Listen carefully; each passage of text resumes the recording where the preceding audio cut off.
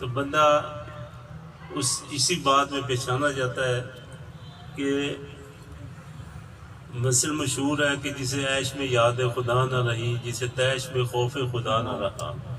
اگر خوشی میں عیش خوشی کو کہتے ہیں ہم کہ عیش میں بھی اگر اللہ یاد ہے، اگر تیش میں بھی اللہ یاد ہے تو پھر بیڑا پار ہے، پھر اللہ تعالیٰ کی طرف رجوع اللہ بھی راضی ہوتا ہے، کیونکہ اللہ تعالیٰ فرماتا ہے کہ میں آزماتا ہوں بلونہم، کہ ہم آزمائش کرتے ہیں، ابتلاء بھیجتے ہیں کہ آدمی کے دل سے کیا نکلے گا، وہ کیا کہے گا۔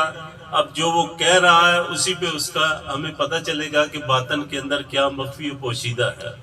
مولانا روم نے اسی طریقے سے بڑی خوبصورت مثال بیان فرمائی۔ آپ فرماتے ہیں کہ ایک شخص کے پاس بڑا خوبصورت طوطا تھا اور اتنی پیاری پیاری باتیں کرتے کہ لوگ دوسرے بھی سنتے اور بڑے خوش ہوا کرتے۔ ایک دن قزارا ایک بلی آئی اور انہیں طوطے کو مار دیا، طوطے کو مار دیا، وہ بندہ بڑا رویا، رونا شروع کر دیا۔ وہ سارے تسلی دے بھی ٹھیک تھا، ایک پرندہ تھا، اس کو جانور نے مار دی، یہ فطری بات تھی، تو اتنا غم نہ کرو۔ وہ کہنے لگا میں اس کے غم میں نہیں رو رہا، بلکہ اس کے ساتھ جو معاملہ پیش آیا وہ میرے پیش نظر ہے۔ وہ کیا معاملہ پیش آیا؟